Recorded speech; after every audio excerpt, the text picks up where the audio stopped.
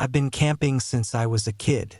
My dad took me out into the woods before I could even walk properly, and I learned everything from him: how to set up camp, how to track animals, how to tell the weather just by the smell in the air. It was second nature to me. I wasn't one of those weekend warriors who bought all their gear from some overpriced outdoor store and then freaked out when they heard a branch snap at night. I knew the wilderness and I respected it. But the thing about nature is, it doesn't care how much you know. It doesn't care if you're prepared or if you've done everything right. When things go wrong, they go wrong fast. This happened about 8 years ago. I was in my late 20s, still in good shape, still feeling like nothing could touch me. I had a week off work and decided to go on a solo camping trip. Nothing extreme, just a few nights out in the mountains, away from people, away from the noise of life. I packed my gear, double-checked everything, and drove about 4 hours to a spot I had been to once before. It wasn't a marked campground. It was deep in the woods, past where most hikers or weekend campers would go. That's what I liked about it. No people. I parked my truck on an old logging road, hiked about 5 miles in, and found a spot near a small creek. Perfect location. Water nearby, plenty of flat ground for my tent, and surrounded by thick forest. I set up camp just like I always did. Tent secured, firewood gathered, food hung up in a tree away from camp. Everything was normal. The first night was peaceful. I sat by the fire, cooked some food, listened to the sounds of the forest. I släppte fine. The second day, I decided to do some exploring. I had a GPS with me, but I didn't need it. I had my compass and I kept track of landmarks. I hiked up a ridge to get a better view of the area. That's when I saw something strange. Down in the valley, maybe a mile away from my camp, there was an old cabin. I hadn't seen it on any maps. It looked abandoned, roof partially caved in, walls leaning at odd angles. I figured it was an old hunting cabin or maybe something left over from when the area was logged decades ago. I made a mental note to check it out the next day. That night, things felt different. It wasn't anything obvious at first, just a feeling. The forest was quieter. I didn't hear as many night sounds. No owls, no rustling in the underbrush. It was just still. I told myself I was being paranoid. Sometimes the woods are quiet. It doesn't mean anything. But then, around midnight, I heard something. A snap. Not like a branch falling from a tree. More like a deliberate step. Slow. Heavy. I lay in my tent, listening. My hand was already on my knife. Silence. Then another step. Closer. I controlled my breathing, kept still. The fire had burned down, just glowing embers now, so my camp was mostly dark. I didn't want to grab my flashlight and make myself a target. Another step. Whatever it was moving toward my tent. I've camped enough to know the difference between an animal and a person. Animals move with purpose, sniff around, make noise. This was different. Then nothing. For the next hour, I lay there, every muscle tense, listening. I never heard it walk away. By morning, I had convinced myself it was just an animal, maybe a deer moving strangely. But I still checked around my camp. There were footprints, not boot prints, bare feet, human. The tracks came from the direction of the old cabin. I packed up and left. I hiked fast, barely stopping, retracing my path back to my truck. Every now and then, I checked behind me, but I never saw anything. By the time I reached my truck, my nerves were shot. I threw my gear in the back, started the engine, and got the hell out of there. I don't know who was out there or why they were watching me, but I do know one thing. I wasn't alone. I had been hiking alone for years, always careful, always prepared. I wasn't reckless. I didn't take unnecessary risks. But none of that mattered when I found myself stranded, miles from the nearest road with no clear way back. I had planned a 2-day trip through a national forest, a loop trail that climbed a ridge, offering a long stretch of exposed rock before descending back into dense pine forest. The route was well documented, moderate in difficulty, and heavily used in summer. But I had come in the early fall, just after the peak season, when the air was crisp and the crowds were gone. I parked at the trailhead before sunrise, checked my gear, and started up the path. The first few miles were easy, wide dirt trails, gradual incline, the sound of distant birds in the trees. I fell into my usual hiking rhythm, my boots pressing into damp soil, the weight of my pack settling comfortably on my shoulders. The trail climbed steadily, the trees thinning as I gained elevation. After about 4 hours, I reached the ridge, a long, narrow stretch of exposed rock, sloping gently upward. I took a break, sitting on a boulder, drinking from my water bottle. The wind was stronger up here, carrying the sharp scent of pine and cold stone. I looked ahead. The trail followed the ridge for another few miles before dropping into a valley, where I planned to camp for the night. I kept walking. The path was easy to follow at first, marked by small cairns, stacks of rocks left by other hikers. But as I moved further along the ridge, the markers became less frequent. I didn't think much of it at the time. The terrain was open with good visibility, and I could see where the trail should be leading. Then the wind shifted. A low, heavy gust swept across the ridge, colder than before. The sky had darkened. Not storm clouds, but a dull, flat gray. I stopped, checking my map. The terrain didn't match what I expected. The ridge seemed narrower than it should have been, the drop-off steeper. I turned back the way I came, and nothing looked familiar. The cairns were gone. The boulders I had passed earlier weren't there. It was just open rock, sloping downward on both sides, with no clear path. My pulse picked up. I wasn't lost. Not yet. I had a compass. I had my map. I had daylight. I moved carefully, picking my way back toward where I thought I had come from. But the terrain kept shifting. Small ridges and dips that hadn't been there before. I checked my map again, trying to orient myself. If I kept heading west, I would eventually hit the tree line, and from there I could find the trail again. I walked for over an hour. The trees never came. The landscape stretched endlessly in front of me. Barren rock, empty ridges. My legs ached from the uneven ground.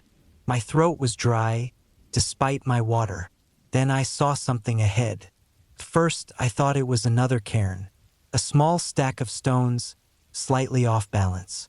But as I got closer, I realized it wasn't a cairn at all.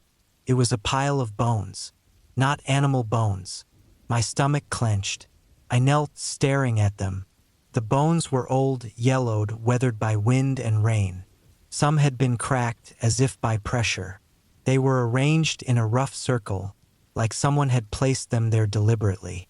I stood up, my breath coming fast. I turned, and I saw more, scattered across the rock in irregular intervals, small piles of bones, some barely visible under thin layers of dirt. A femur, a shattered scale, a ribcage collapsed inward. I backed away, my pulse hammering. This wasn't normal. This wasn't just someone who had gotten lost. This was something else. I turned sharply and kept moving. The wind had died completely. The air felt thick, heavy. My own footsteps sounded wrong against the rock. Too loud, too sharp. I needed to get off this ridge. I kept my pace steady, forcing myself not to run. I moved downhill, hoping to find a slope that would lead me back to the trees. But the ground kept tilting in ways that didn't make sense. Angles that felt wrong, dips that should have been climbs. Then I saw the cave, a narrow opening, barely visible in the rock face, partially hidden by a ledge. I hesitated. Every part of me screamed not to go near it. But I needed shelter. I needed a place to stop, to think. I stepped inside. The air was colder, damp. The space wasn't deep, just a small hollow in the rock, barely tall enough for me to stand. but the walls were covered in scratches. Deep, uneven gouges, overlapping each other in chaotic patterns. I stepped closer, running my fingers over them. They weren't random. They followed a pattern, a frantic repetition of shapes. Tallies, hundreds of them carved deep into the stone. I stumbled back, my breath quickening. I turned to leave, and outside the cave, less than 50 feet away, something moved. It was low to the ground, barely more than a shadow against the rock. Crawling, moving with deliberate, jerky motions. I didn't stop to look. I ran. I scrambled down the ridge, slipping on loose stone, my pack throwing me off balance. My knees hit the ground hard, pain jolting up my legs. I pushed forward, breath burning in my chest. The landscape blurred, rocks, dips, uneven ground. I didn't stop. I didn't look back. Then trees. The moment I saw them, I sprinted. I crashed through the underbrush, branches whipping against my arms. My boots slammed into soft dirt. I kept going, running until my lungs felt like they would split. Then I collapsed. I lay there, gasping, my body shaking. The forest was silent, normal. I pulled out my map, my compass. My hands were trembling so badly I could barely hold them. But I wasn't lost anymore. I could find my way back. I walked for hours, refusing to stop. By the time I reached my car, the sun was setting. I threw my pack inside, slammed the door, and started the engine. I didn't look back. I never reported what I found. I never told anyone about the bones, the scratches, the thing I saw, because I knew no one would believe me, and because I knew, somewhere out there, in the empty stretches of rock, in the places where the trail disappears, there are things you aren't supposed to find. And once you do, they don't let you go. I had been camping solo for years, ever since I was in my early 20s. Something about being out in the wilderness, away from the constant hum of civilization, made me feel grounded. It wasn't about adventure or pushing my limits. I just liked the quiet, the long stretches of silence, the smell of pine and damp earth, the distant sound of running water from a stream or lake. That year, I decided to camp out in a remote part of Montana. It wasn't an official campground, just a spot I found on a topographic map. A clearing by a lake, miles away from the nearest road, nestled between rolling hills and thick forest. It looked perfect. No tourists, no RVs, no campfire smoke from families roasting marshmallows. Just me, my tent, and the wild. The drive took most of the day. I parked my truck on the side of an old service road, unloaded my gear, and started hiking in. The trail was barely a trail at all, more like an old animal path that had been reclaimed by the forest. I had my GPS, a compass, and a paper map, so I wasn't worried about getting lost. I'd done this plenty of times before. By late afternoon, I reached the spot. It was even better than I expected.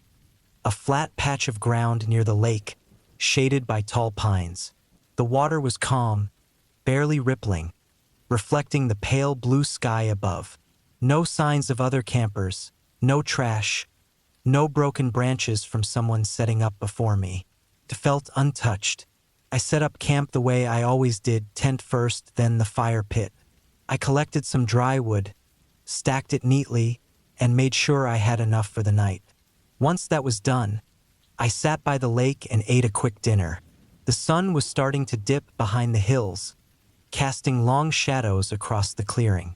The air cooled the way it does in the mountains, and I pulled on a jacket. As the light faded, I started a small fire.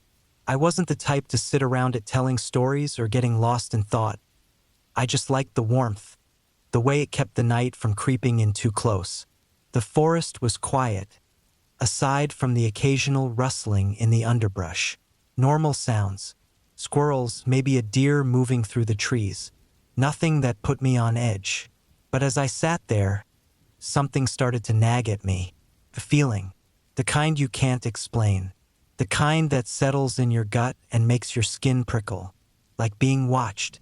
I'd had it before on other trips, but it always passed. Usually it was just my mind playing tricks on me. The isolation, the darkness, the way the trees seemed to press in when you were alone. I shook it off and focused on the fire. It wasn't like I was in bear country, at least not heavily. I'd taken precautions, kept my food sealed tight, and hung anything with a scent far from my tent. If anything was out there, it wasn't after me. The feeling didn't go away, though. At some point, I heard something, a snap, like a branch breaking underfoot, not far off, maybe 20 or 30 yards into the woods. I looked up, firelight flickering against the trees. Could have been anything. A raccoon, a fox, even a bird landing on a dead limb. But then there was another snap, closer this time. I stood up, scanning the dark. My flashlight was in the tent, but I didn't want to go fumbling for it. Instead, I grabbed a stick from the fire and lifted it, letting the glow stretch further into the trees. The underbrush was thick, shadows shifting with the light. Nothing moved. I waited, listening. My ears strained against the quiet, but the forest had gone still. Not even the insects were making noise anymore. After a minute, I lowered the stick and tossed it back into the fire. I told myself it was just an animal passing through, probably spooked by the fire, stopping to watch me the way animals sometimes do. Still, the feeling lingered. I let the fire burn down to embers before climbing into my tent. Zipped up the flap, laid down and listened. The silence was heavy, but I forced myself to relax. At some point, I fell asleep. I woke up to something outside the tent. It wasn't loud, just the faintest sound of movement. A shuffling, slow, deliberate, right outside. I didn't move. My first thought was a bear. But bears don't move like that. They don't creep. They don't hesitate. I reached for my flashlight and clicked it on, aiming it at the tent wall. A shadow moved, not an animal shape. Person. I shot up, heart hammering. I wasn't armed, not with a gun anyway. Just a knife in my pack. My mind raced through options. Make noise? Stay quiet? Then the zipper moved. Not fast.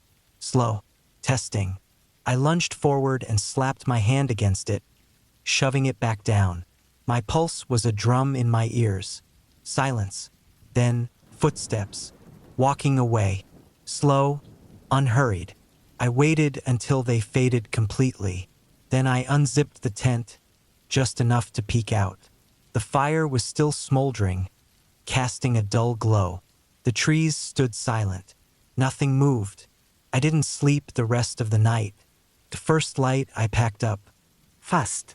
Didn't bother with breakfast, didn't take my time. My hands were shaking as I shoved everything into my pack. As I was rolling up my tent, I noticed something. Footprints. Not boots. Bare feet. Leading from the treeline. Stopping right at my tent. Then turning back. I didn't follow them. I didn't want to know where they led. I hiked out faster than I ever had in my life. I didn't stop until I reached my truck. Didn't look back until I was on the road, miles away. I never reported it. What would I even say? But I never camped alone again. I had been hiking alone for years, always careful, always prepared. I wasn't reckless. I didn't take unnecessary risks. But none of that mattered when I found myself lost in the deep woods, miles from the nearest road, with no clear way back. I had planned a 3-day solo backpacking trip through a stretch of national forest that wasn't well-traveled. The kind of place where you wouldn't see another person for days. That was exactly what I wanted. Quiet, solitude, a break from everything. The forest was old growth, dense with towering pines and thick underbrush. The trail I planned to take was unmarked, but I had mapped it out carefully beforehand. I had a GPS, a topographic map, and a compass. I wasn't worried. I parked at the trailhead in the early morning, locked my car, and started walking. The first few miles were easy, soft dirt trails, scattered patches of sunlight breaking through the canopy, birds chattering in the distance. The air smelled like pine and damp earth. I moved steadily, covering ground fast. The deeper I went, the quieter it got. After a few hours, the only sounds were my own footsteps and the occasional rustling of leaves in the breeze. By midday, I reached the first waypoint, a small clearing with a stream running through it. I stopped, refilled my water, ate a quick meal, and checked my map. Everything was going exactly as planned. I kept moving. As the day stretched on, the terrain grew more rugged. The trees pressed in closer. The underbrush thickened. The light took on that golden hue that meant evening wasn't far off. I needed to find a place to camp. I found a small, flat spot near the base of a hill, a good distance from the stream but not too far. The ground was firm. No signs of animal tracks. It was a good spot. I set up my tent, ate, and sat for a while, just listening to the sounds of the forest. Then I noticed something strange. The woods were silent. Not just quiet, silent. No birds. No wind. No distant rustling of small animals moving through the underbrush. Just stillness. Put me on edge. I told myself it was nothing. I was just overthinking it. I climbed into my tent, zipped it up, and lay in my sleeping bag. I didn't sleep well. I woke up sometime in the middle of the night. A sound had pulled me from sleep. A rustling. Not the wind. Something moving through the underbrush. Slow. Deliberate. Close. I stayed completely still, listening. My heart was pounding. The sound stopped. I strained my ears, but the silence had returned. I didn't sleep after that. I just lay there, my knife close, waiting for the first light of dawn. As soon as the sky started turning gray, I got up, packed my gear, and started moving. I wasn't supposed to leave the forest until the third day, but I decided I didn't want to spend another night out here. I would cut my trip short, follow the planned route, and be back at my car by evening. But something was wrong. The landscape didn't look right. I checked my map, checked my GPS. The numbers were off. The compass needle spun strangely, refusing to settle. I should have been moving east, following a gradual slope downward. Instead, the terrain kept rising, the trees pressing in closer. I kept walking. Hours passed. Nothing looked familiar. I stopped to rest, drinking from my water bottle, trying to steady my nerves. I wasn't lost. Couldn't be lost. I had my tools, but nothing made sense. Then I saw something ahead. First, I thought it was just another tree, but as I got closer, I realized it was wrong. A structure, wooden, rough, a small, half-collapsed cabin, hidden among the trees. It didn't make sense. There was no record of any structures out here. I had studied the maps. I should have turned around, but I didn't. I stepped closer. The wood was old, weathered, the door hanging open. The ground around it was disturbed. Patches of dirt scuffed as if something had been dragged. I took another step. Then I saw the footprints. Not mine. Deep impressions in the dirt. Barefoot. Too long. The toes spread strangely apart. I backed away, my pulse hammering. I turned and started walking fast, my breath coming short. Then I heard it. A sound behind me. Soft. Almost careful. Footsteps. Following me. I didn't turn around. I walked faster. The trees blurred. My legs burned. My breath was loud in my ears. The sound behind me didn't stop. Kept pace. Closer. Too close. I ran. I didn't care about the trail anymore. I just ran. Branches tore at my arms. My pack slammed against my back. My boots slipped on loose dirt. Then sunlight. I burst from the trees onto a dirt road. My car was there. I didn't stop. I yanked the door open, threw myself inside, locked the doors, started the engine with shaking hands. As I pulled onto the road, I glanced into the rearview mirror. At the edge of the tree line, just before it disappeared into the shadows, something stood there, tall, still, watching. I didn't stop. I didn't slow down. I drove until I saw other cars, until I was far away from those woods. I don't know what I saw. I don't know how I got so turned around. But I know one thing for sure. I was not alone in that forest.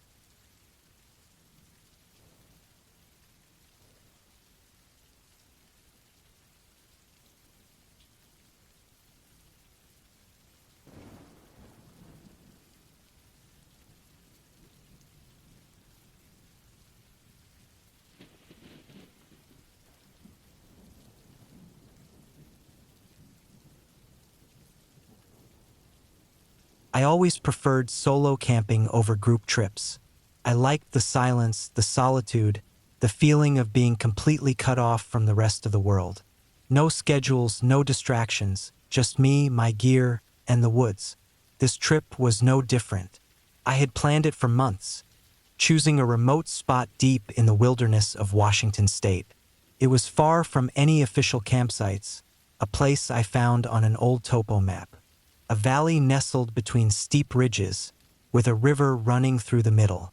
The nearest road was over 10 miles away, and even that was nothing more than an unmaintained Forest Service road. It was exactly the kind of place I liked. Isolated, untouched, quiet. I started the hike early in the morning. The first few miles were on a faint, overgrown trail, but eventually I had to rely on my map and compass to navigate. The forest was thick, dense with towering evergreens and tangled underbrush. The air smelled like pine and damp earth. Birds called out from the trees, and somewhere in the distance, I heard the steady rush of water. By the time I reached the valley, the sun was already dipping low. The river was just as I'd imagined it. Clear, fast-moving, lined with smooth rocks. I found a flat spot on the bank and started setting up camp. First, the tent, then the fire pit. I gathered wood, stacked it neatly, and got a small fire going as the last light faded from the sky. The heat felt good against the evening chill. I cooked a quick meal, ate while staring into the flames, and let my mind settle into the rhythm of the woods. As the fire crackled, I started to get that feeling. The one I always ignored at first. The prickling at the back of my neck. The sense of being watched. It was common when camping alone, just a natural reaction to being so exposed. My brain playing tricks on me, filling the silence with imagined threats. I brushed it off and focused on the fire. The woods around me were quiet, just the occasional rustle of wind through the trees. Nothing unusual. But then I heard something. A soft crunch. Not close, but not far either. Somewhere in the darkness beyond the firelight. A footstep. I froze, my heart hammering. I listened. Silence. Could have been anything. A deer, a raccoon, even just a branch falling. I waited, every muscle tensed. Nothing else moved. Eventually, I let out a slow breath and stood up.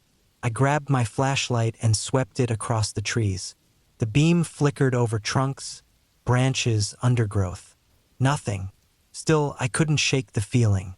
I stayed up longer than I had planned, letting the fire burn low before finally forcing myself into the tent.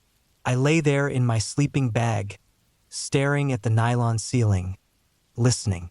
Every sound felt magnified, the river, the wind, the distant call of an owl. I told myself it was just my imagination, that I was alone out here. At some point, exhaustion won. I drifted off. I woke up suddenly. I didn't know why at first, just that something was wrong. I listened. The fire was out, the night deep and black.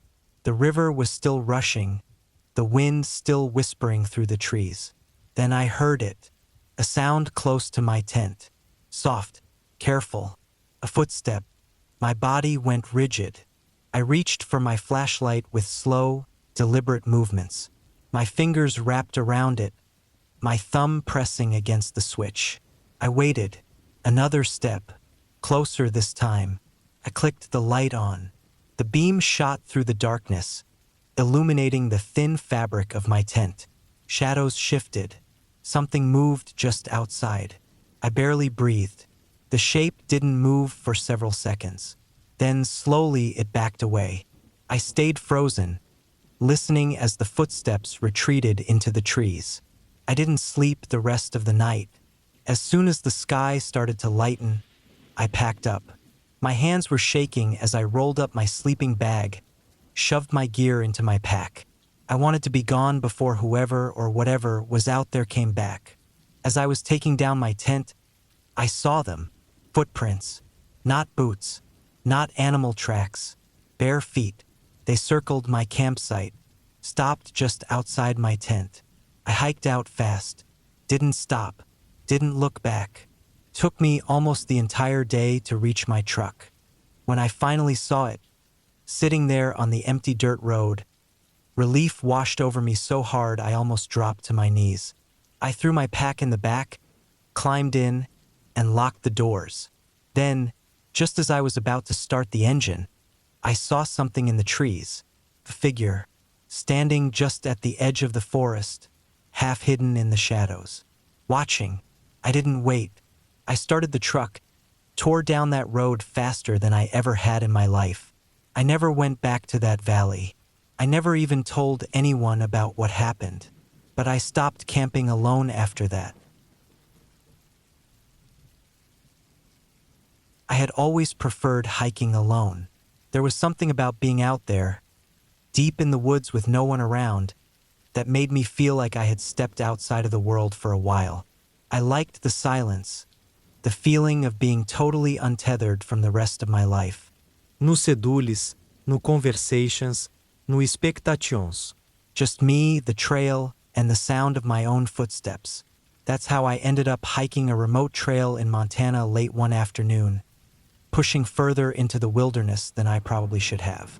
I had been on a road trip for a few weeks, moving through the northern states, camping out when I could, staying in cheap motels when I couldn't. I had spent most of my time on well-traveled trails, places where I could pass other hikers every so often and feel like I wasn't completely alone. But that morning, I had stopped at a small gas station on the edge of a town I barely remember the name of, and the guy behind the counter told me about a trail a few miles out. "No one really goes up that way," he had said. "Not because it's dangerous, just kind of out of the way." That was exactly what I wanted to hear. So I drove out there, found the unmarked dirt lot he had mentioned, and set off into the woods with my pack strapped tight to my shoulders. It was perfect at first. The trail was well maintained but clearly not heavily used. The trees were thick, towering overhead, their branches swaying gently in the wind. I could hear birds, the distant rush of a stream somewhere off to the right. Felt like I had stepped into another world. I should have turned back before it got dark. I had planned to hike out about 4 miles, then loop back before the sun set. But the trail was beautiful, and I kept pushing forward, telling myself I would turn around just after the next bend, then just after the next clearing. Before I knew it, the sun was starting to dip behind the trees, and I was farther from my car than I had meant to be. I wasn't worried yet. I had my flashlight, extra water, and a small knife clipped to my belt. I had hiked alone plenty of times before, even in low light. I knew what I was doing. At least I thought I did. I was about 2 miles from my car when I first noticed the silence. Not just quiet, the total suffocating absence of sound. The birds had stopped. The wind had died. Even the distant rush of the stream was gone. I stopped walking. The woods felt heavy, like they were pressing in around me. I held my breath, listening hard, trying to pick up anything. An insect buzzing, a branch creaking, my own heartbeat. Nothing. That was the first time I felt it. That slow, creeping awareness that something wasn't right. I turned my flashlight on, sweeping the beam across the trees. Everything looked the same as it had before. Just woods, just the trail, just me. But the silence lingered. I started walking again, a little faster now, my boots crunching against the dirt. It was the only sound in the world. And then, just as suddenly as it had stopped, the forest came back to life. A bird chirped. A breeze rustled the leaves. The distant stream was there again, whispering through the trees. I let out a breath I hadn't realized I was holding. Just my imagination, I told myself. Just my mind playing tricks on me. But I picked up my pace anyway. About a mile from my car, I saw the first footprint. It was right there in the dirt, just off the side of the trail. Deep, clear, recent. It wasn't mine. I stopped, shining my flashlight over it, my stomach twisting. It was a boot print, same as mine, but bigger, wider, and it was pointing perpendicular to the trail, as if someone had stepped out of the woods, paused, then stepped back in. I turned in a slow circle, scanning the trees. Nothing. I kept walking. The second footprint was even fresher. This one was right in the middle of the trail. My throat went dry. I hadn't seen anyone else out here. No one had passed me. No one should have been this deep in the woods at this hour. I swept my flashlight along the ground, looking for more prints. There were none. Just that single boot print pressed firm into the dirt. I took a step back, my body tense. My heart was beating too fast now. Then I heard it, the snap of a branch, somewhere off to my left. I swung my flashlight in that direction, my pulse hammering. The trees stood still, thick and unmoving. I waited, ears straining. Nothing. After a long moment, I forced myself to keep moving, my legs stiff, my breath tight in my chest. I was almost to the car. I just needed to get there. The last stretch of trail felt endless. I kept my flashlight low, sweeping the beam along the ground, watching for more footprints, for movement, for anything. The silence had returned, thick and absolute. Then, finally, I saw it, the dark shape of my car sitting in the dirt lot up ahead. Relief flooded me. I was almost there. And then, just as I stepped off the trail, I caught one last thing in the flashlight beam. Another boot print. This one was different. It was facing mine, like someone had been standing there, waiting, watching. I didn't stop. I didn't look around. I walked straight to my car, yanked the door open, and got inside, locking the doors the second I was in. My hands were shaking as I started the engine, my headlights flooding the empty lot. Empty, but I didn't wait. I pulled out fast, my tires kicking up dust, my eyes fixed on the road ahead. I didn't breathe properly until I was miles away. I don't know what happened out there. I don't know who made those footprints. Maybe it was just another hiker, though that seems unlikely. No one parks at that trailhead. No one hikes out there. It's too isolated, too empty. I keep thinking about that last footprint, the one facing mine, like someone had been standing there, waiting, and I wonder how long had they been out there, and how close had they gotten without me knowing.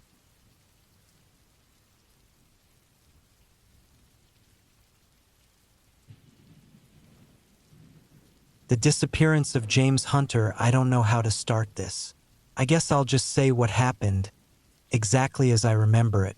My name is Nathan Carter. I'm 31 years old, and I love hiking. I've been doing it since I was a teenager, weekend trips, backcountry trails, solo expeditions. I'm not an expert, but I know how to handle myself in the wilderness. That's why I can't explain what happened last fall. It started with a missing person. The trail that wasn't there, James Hunter, went missing in October. He was an experienced hiker just like me, liked the quiet, the solitude. He wasn't reckless, wasn't the type to take stupid risks.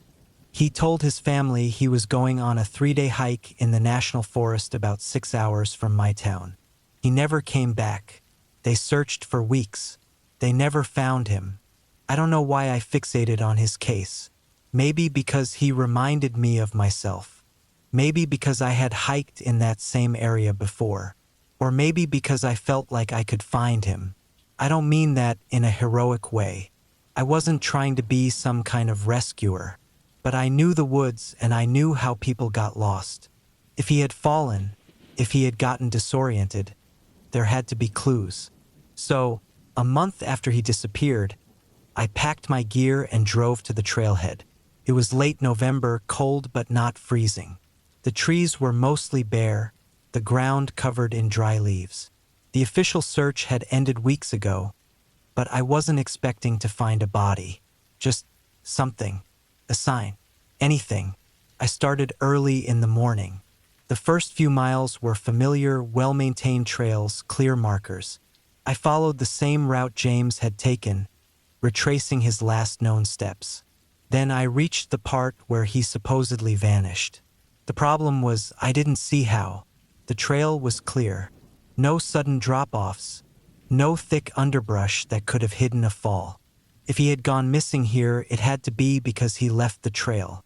I looked around, searching for anything unusual. That's when I saw the other path. It wasn't marked. It was barely visible, just a faint indentation in the ground, leading off into the trees. Almost like an old trail, long abandoned. I checked my map. It wasn't on there. The first mistake, I don't know why I followed it. Maybe I thought James had done the same thing. Maybe I was just curious. Either way, I stepped off the main path and started walking. First, it was fine. The trail, though faint, was still there. It wound deeper into the woods, the trees growing closer together. The air felt heavier, like the forest was pressing in. Then I saw the boot. It was half buried in the dirt, covered in leaves. The leather was cracked, the laces frayed. It looked like it had been there a long time. I nudged it with my foot. It didn't move. It wasn't James's boot. I knew that right away. It was too old, too weathered. But it meant something. Someone else had been here before. I kept walking. The cabin, the trail got harder to follow. The trees grew thicker, the underbrush tangled. I checked my compass, trying to keep track of my direction. South, slightly southwest. Then I saw the cabin. It was small, made of dark wood, barely visible through the trees. No windows. Just a single door, slightly open. I stopped. There was no reason for a cabin to be here. The national forest wasn't private land. No hunting lodges, no ranger stations. And yet, here it was. I stepped closer, my boots crunching over leaves. The door creaked as the wind pushed it slightly open. Inside, it was dark. I took out my flashlight and shined it inside. Empty. No furniture. No debris. Just a wooden floor, covered in dust. Then I noticed the scratches.